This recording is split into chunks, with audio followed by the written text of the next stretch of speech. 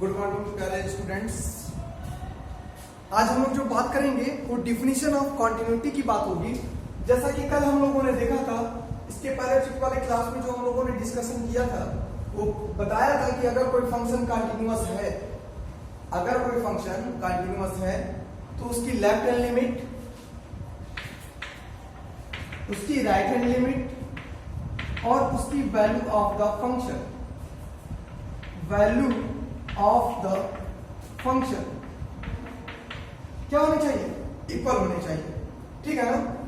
उसी के बाद हम लोग कल ये भी डिस्कस किए थे कि अगर किसी फंक्शन या कर्व के ग्राफ में अगर कोई जंप नहीं आता है या कोई ब्रेक नहीं आता है तो कहते हैं कि वो फंक्शन कंटिन्यूअस है। उसकी मैंने एक डिफिनेशन और बताई थी कि अगर जिस कर्व को हम बिना चौक या पेन उठाए एक बार में ड्रा कर पाएंगे वो फंक्शन हमारा कंटिन्यूअस होगा। तो डिफिनेशन ऑफ कंटिन्यूटी में क्या होगा? A function fx is said to be continuous. A function fx is said to be continuous in its domain if its graph is a curve without any breaks or jumps. इसका मतलब क्या हुआ समझिए। Domain का मतलब होता है कि जहां पर फंक्शन हमारा डिफाइंड है। जैसे कि हमने tan x की बात की थी तो बताया था कि -π/2 और π/2 को छोड़ दिया जाए तो उसके बीच में हर एक पॉइंट पर वैल्यू मिल रही थी। ठीक है। तो हमारा -π/2 को के बाद से और π/2 के पहले से फंक्शन हमारा कंटिन्यूअस था। लेकिन अगर हम ओवरऑल की बात करें तो फंक्शन कंटिन्यूअस नहीं था। तो मतलब जहां पर वो फंक्शन डिफाइंड हो, क्योंकि -π/2 π/2 पे tan क्या होता है? डिफाइंड होता है। तो कहने का मेरा मतलब ये है कि अगर कोई फंक्शन जहां पर वो डिफाइंड हो, अपने डोमेन में डिफाइंड होता है कोई फंक्शन, तो जिस डोमेन में वो फंक्शन डिफाइंड होगा और उसके ग्राफ को प्लॉट करने पर अगर कोई ब्रेक या जंप नहीं आता है तो फंक्शन हमारा क्या कहलाता है? कंटिन्यूअस कहलाता है। ठीक है। और कंटिन्यूटी की मैंने मैथमेटिकल डिफिनेशन जो कि आपको एग्जामिनेशन में 5 नंबर दिलवाएंगे उसके लिए बताया था। Left hand limit, right hand limit और वैल्यू ऑफ द फंक्शन आपकी क्या होनी चाहिए? इक्वल होनी चाहिए। आज एक डिस्कस और करते हैं। कल एक कर्व की बात हमने किया है x - 2 mod of x - 2 जिसकी लेफ्ट हैंड लिमिट 2 पर 0 आ रही थी, राइट हैंड लिमिट भी 0 आ रही थी और वैल्यू ऑफ द फंक्शन भी 0 आ रहा था। तीनों एक पॉइंट पर कन्वर्ज कर रहे थे, इसलिए फंक्शन हमारा क्या था? कंटिन्यूअस था। आज हम ऐसे फंक्शन की डिस्कशन करेंगे जिसकी लेफ्ट हैंड लिमिट और राइट हैंड लिमिट इक्वल ना हो। ठीक है। तो मैंने कल ही बताया है कि फंक्शन कंटिन्यूअस तभी होगा जब ये तीनों आपस में क्या होंगे? इक्वल होंगे। ठीक है। आज हम चर्चा करेंगे किसी ऐसे फंक्शन की जो फंक्शन हो सकता है कि उसकी left hand limit right hand limit equal ना हो।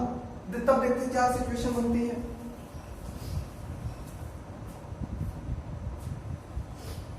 स्टार्टिंग के पहले लेक्चर में मैंने डिस्कस किया है उसको, लेकिन आज फिर मैं एक बार बताता हूं। mod of x - 2 upon x - 2 इसके विषय में मैंने चर्चा किया होगा। आपने इसका जब आप इसका ग्राफ बनाओगे तो देखो इसका ग्राफ कैसे बनता है। x fx, ठीक है। x की वैल्यू 2 लो,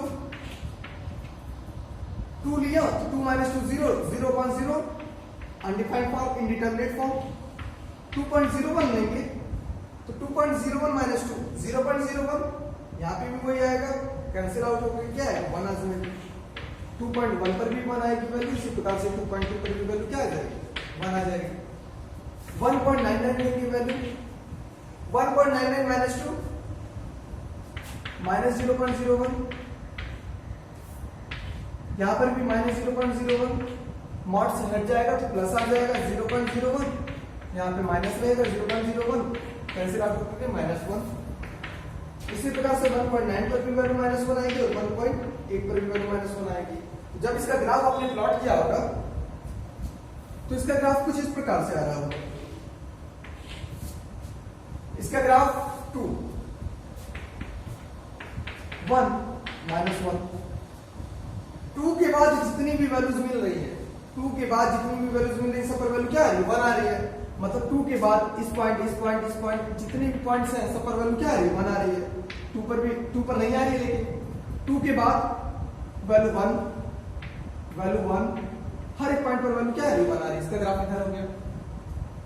लेकिन 2 पर वैल्यू नहीं मिल रही, इंडिटरमिनेट फॉर्म, तो सर्किल बना देंगे।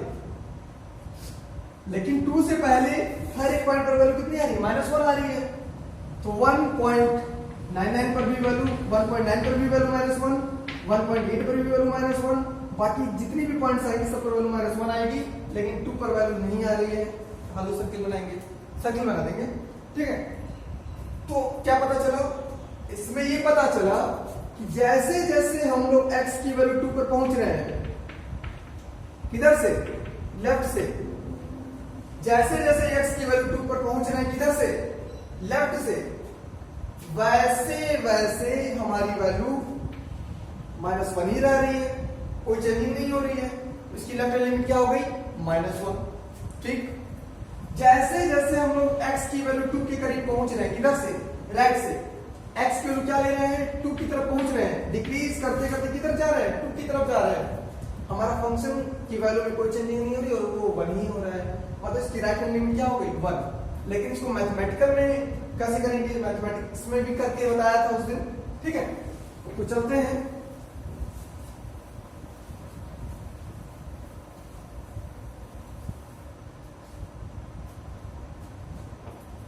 अगर हम लेफ्ट हैंड लिमिट निकाले, फंक्शन हमारा क्या है? फंक्शन हमारा है x -2 का मॉड अपॉन x -2, ठीक है। अगर लेफ्ट हैंड लिमिट निकाले, किस पॉइंट पर निकालना है? इंडिटरमिनेट फॉर्म कहां हो रहा है? 0, 2 पर हो रहा है, 2 पर निकालेंगे। अगर आपसे 2 पर पूछ लिया जाए तो 2 पर निकालने के लिए लेफ्ट हैंड लिमिट क्या होगी बताएं? Left hand limit at x equal to 2 क्या लिखेंगे? लिमिट क्या लिखेंगे? लिमिट किस पॉइंट पर निकालनी है? 2 पर, है ना। किधर से? लेफ्ट से। तो 2 पे माइनस किसका निकालना है? फंक्शन का, तो fx। क्या बताया था नेक्स्ट लाइन में?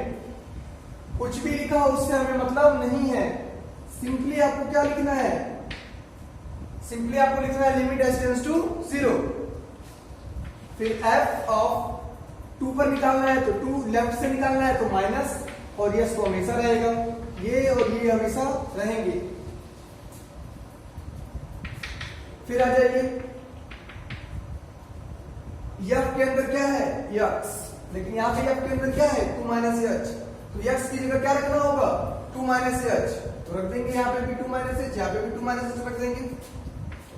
2 minus h minus 2, 2 minus h minus 2, minus 2 से 2 कैंसिल, 2 से माइनस 2 कैंसिल, क्या जाएगा? Limit s tends to 0, minus h का मॉड करेंगे तो h, नीचे है माइनस h, कैंसिल आउट होकर के limit h tends to 0 -1, h की वैल्यू रखने पर कोई फर्क नहीं पड़ेगा और आ जाएगी इसकी वैल्यू -1।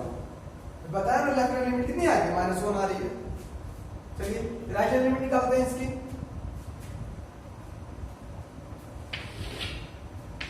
राइट हैंड लिमिट निकालोगे किस पॉइंट पर? 2 पर निकालनी है। क्या लिखेंगे? Limit x tends to 2 plus, है ना, fx limit h tends to 0, f of just तो हमेशा 0 रहेगा। 2 पर निकालनी है, राइट से निकालनी है तो प्लस, और यस तो हमेशा ही रहेगा। Limit h tends to 0, x था f के अंदर तो हमारा फंक्शन यह है, लेकिन अब की f के अंदर क्या है? 2 प्लस h है, तो x जहां पर आएगा वहां क्या रखेंगे? 2 प्लस h, तो रखेंगे 2 plus h minus 2, 2 plus h minus 2, okay.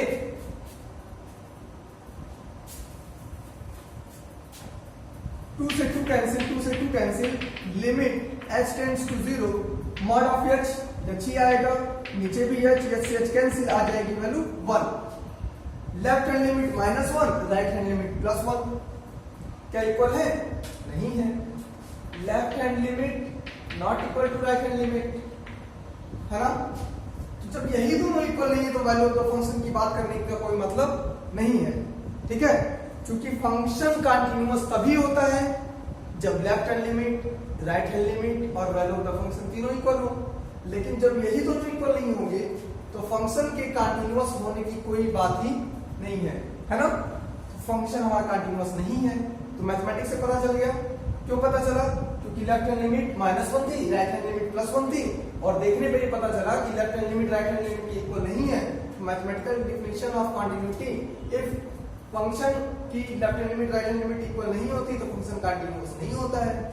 Graph से भी आप देख लीजिए, क्या इस ग्राफ को बिना चाप उठाए हम लोग ड्रा कर पाएंगे? नहीं कर पाएंगे। यहां से यहां तक फिर चाप उठाना ही पड़ेगा आपको ड्रा करने के लिए। किस पॉइंट पर उठाना पड़ा? 2 पर उठाना पड़ा, इसीलिए ये हमारा फंक्शन 2 पर कंटिन्यूअस नहीं होगा। ठीक है, तो फंक्शन की कंटिन्यूटी के लिए क्या जरूरत है? लेफ्ट हैंड लिमिट इक्वल होनी चाहिए राइट हैंड लिमिट के, और ये दोनों इक्वल होने चाहिए वैल्यू ऑफ द फंक्शन की। एक न्यूमेरिकल आज हम लोग और सॉल्व करेंगे।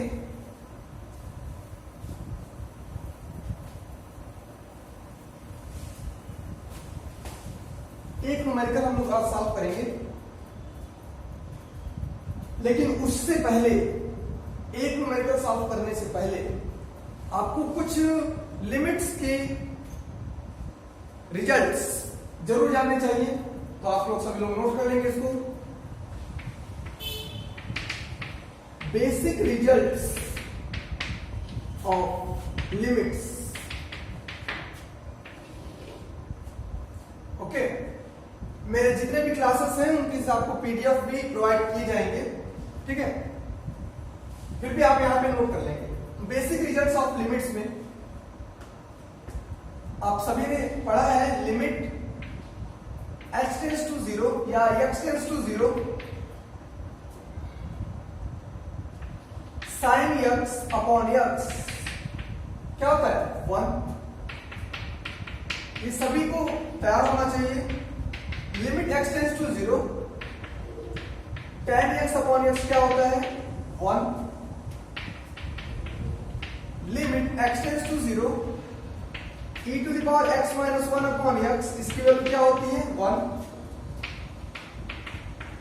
Limit x tends to 0 e to the power ax minus 1 upon ax।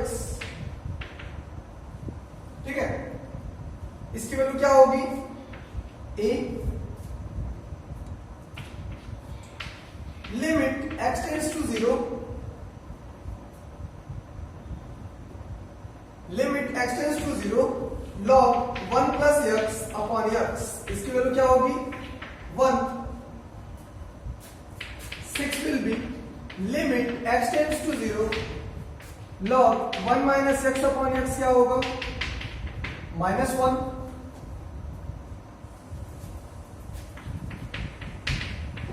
Limit x tends to 0 x to the power n minus a to the power n upon x minus a, n a to the power n minus 1,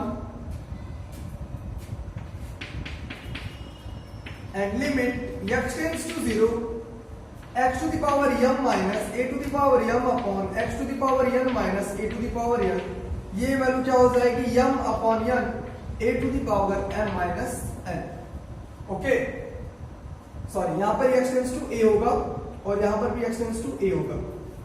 ध्यान दीजिएगा, सब जगह x tends to 0 है, लेकिन यहां पर क्या है? x tends to a है। ओके, ठीक है, पर ध्यान देना है। ठीक है, इसके बाद इसको नोट कर लेने के बाद हम लोग एक क्वेश्चन सॉल्व करेंगे।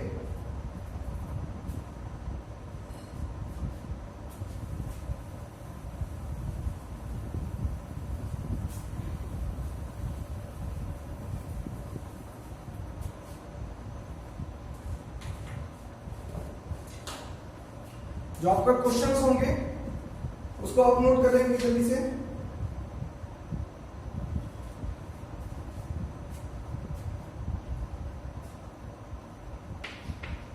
क्वेश्चन है आपकी, find the points of discontinuity, find the points of discontinuity if any of the following questions। Okay, इसमें आप पहला क्वेश्चन लिखेंगे, f(x) is equal to sin 3x upon x sin 3x upon x when x not equal to 0 and 4 if x is equal to 0। ये हमारा question है, इसको solve करना है। फंक्शन में कहा गया क्वेश्चन में कि find the points of discontinuity if any of the following question. मतलब इस सारे क्वेश्चंस में अगर कोई पॉइंट डिसकंटिन्यूटी के हैं तो आप बताइए वो पॉइंट कौन सा होगा। तो सबसे पहले जो डिसकंटिन्यूटी चेक करनी होगी वो जहां पर ब्रेकिंग आ रही है, बताया था ना पहले दिन, जहां पर ब्रेकिंग आ रही है उसी पॉइंट पर चेक करेंगे। कहां पर ब्रेकिंग आ रही है, कहां पर ब्रेकिंग आ रही है, 0 पर। तो हम लोग कंटिन्यूटी की चर्चा किस पॉइंट पर करेंगे, 0 पर। चलिए लेफ्ट हैंड लिमिट किस पॉइंट पर, 0 पर। किस पॉइंट पर, 0 पर। Left hand limit at x equal to 0 पर। क्यों 0 पर, क्योंकि 0 पर ब्रेकिंग आ रही है। हम लोग लिमिट निकालेंगे लेफ्ट हैंड लिमिट किस पॉइंट पर, जहां पर ब्रेकिंग आ रही है। किस पॉइंट पर आ रही है, 0 पर आ रही है। तो left hand limit at x equal to 0 क्या लिखोगे, limit x tends to 0 minus, limit x tends to 0 minus fx। ठीक है, 0 क्यों लिखा, 0 पे कैलकुलेट करना है। माइनस क्यों लिखा, लेफ्ट हैंड लिमिट है, किसका करना है, fx का करना है। लिमिट s टेंड्स टू 0, यहां पर कुछ भी हो उससे मतलब नहीं है, हमेशा s टेंड्स टू 0 रहेगा। f ऑफ किस पॉइंट पर, 0 पर। 0 किधर से, लेफ्ट से, तो माइनस और s तो रहेगा ही रहेगा। चलिए जब 0 में से h को माइनस कर दोगे, h क्या है, h क्या है, h is very small quantity tending to 0। h is very small quantity tending to 0। तो कितनी भी स्मॉल क्वांटिटी हो, 0 में से माइनस करोगे तो 0 तो होगा नहीं। 0 में से स्मॉल क्वांटिटी को माइनस करने पे 0 तो होगा नहीं। तो जब 0 नहीं होगा, जब 0 नहीं होगा, x की वैल्यू जब 0 नहीं होगी तो हमारा कौन सा फंक्शन लेंगे, ये ले लेंगे, है ना। उस केस में इसको भूल जाएंगे। f ऑफ 0 माइनस h का मतलब क्या हुआ, 0 में से कुछ माइनस कर रहे हो तो 0 नहीं है। सबसे पहले आप डिसाइड करो कि फंक्शन कौन सा लेना है, तो 0 नहीं है वाला लेना है, मतलब ये लेना है ना। तो इसको भूल जाएंगे कुछ समय के लिए, ठीक है, इसको भूल जाएंगे। अब देखिए f के अंदर क्या है हमारा, x है, f के अंदर क्या है, x। तो आपकी f के अंदर क्या है हमारा, 0 माइनस h। तो जहां x होगा वहां हम लोग 0 माइनस h लिख देंगे। तो लिमिट h टेंड्स टू 0, जहां x होगा वहां हम लोग 0 माइनस h लिख देंगे। लिख दीजिए साइन 3x की जगह 0 minus h upon 0 minus h। Okay, तो क्या आ जाएगा,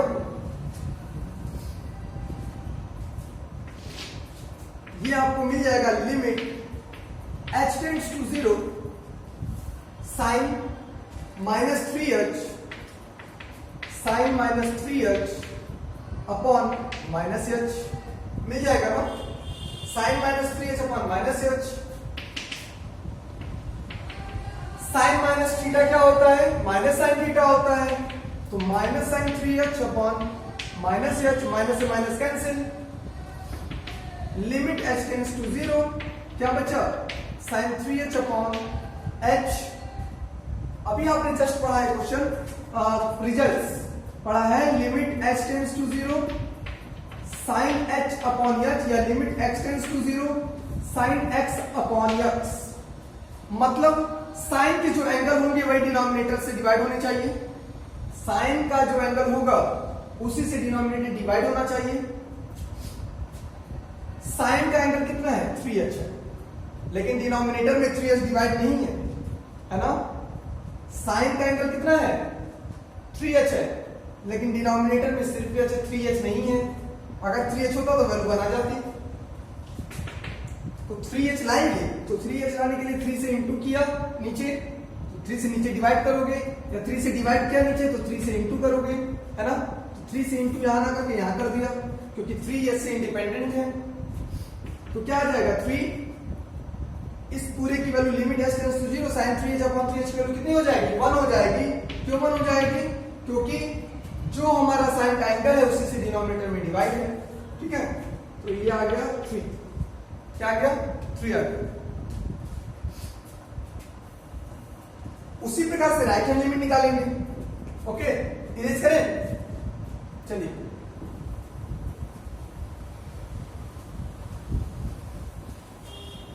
निकालिए राइट हैंड लिमिट मेरे साथ।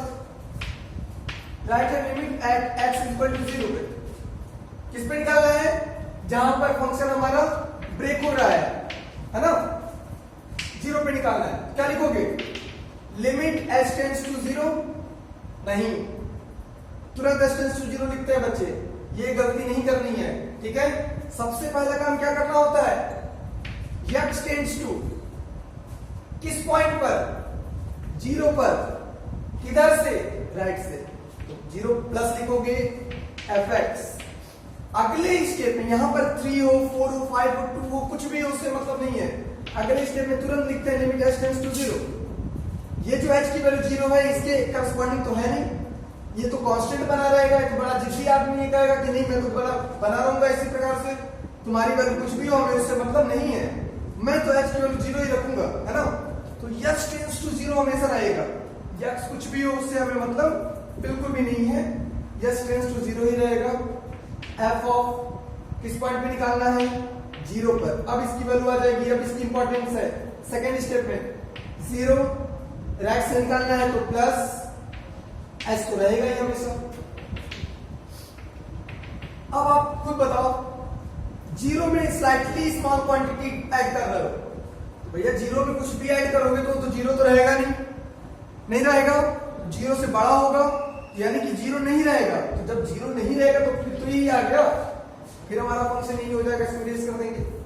ठीक है, f के अंदर क्या है? 0 प्लस h, यहाँ पे f के अंदर है x, x की जगह क्या रखोगे? 0 प्लस h रखो। साइन 3 x की जगह क्या रखोगे? 0 प्लस h। नीचे भी x की जगह क्या रखोगे? 0 प्लस h। आ जाएगा limit h tends to 0 sine 3h upon h। फिर से वही कॉन्सेप्ट, साइन का जो एंगल होना चाहिए उसी से डिवाइड होना चाहिए।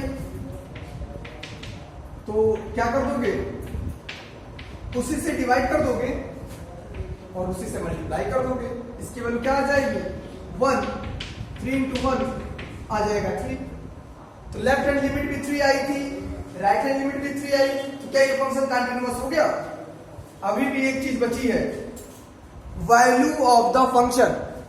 अभी भी एक चीज बची है, वैल्यू ऑफ द फंक्शन। ठीक है, लास्ट एक लाइन में हम लोग उसको डिस्कस कर लेंगे। Value of the function at किस पॉइंट पर? 0 पर।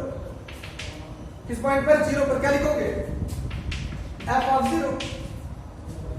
अब यहां पे लिखोगे जो क्वेश्चन है 4, कि जब x की वैल्यू 0 है तो फंक्शन की वैल्यू कितनी है? 4। जब x की वैल्यू 0 है तो फंक्शन की वैल्यू कितनी है? 4। तो यहां पे तुरंत आप लिखोगे 4। ठीक है, तो सिंस लेफ्ट हैंड लिमिट तो इक्वल है राइट हैंड लिमिट के, लेकिन इन दोनों लिमिट के इक्वल नहीं है वैल्यू ऑफ द फंक्शन, तो thus function is not continuous at x equal to 0. Okay, धन्यवाद।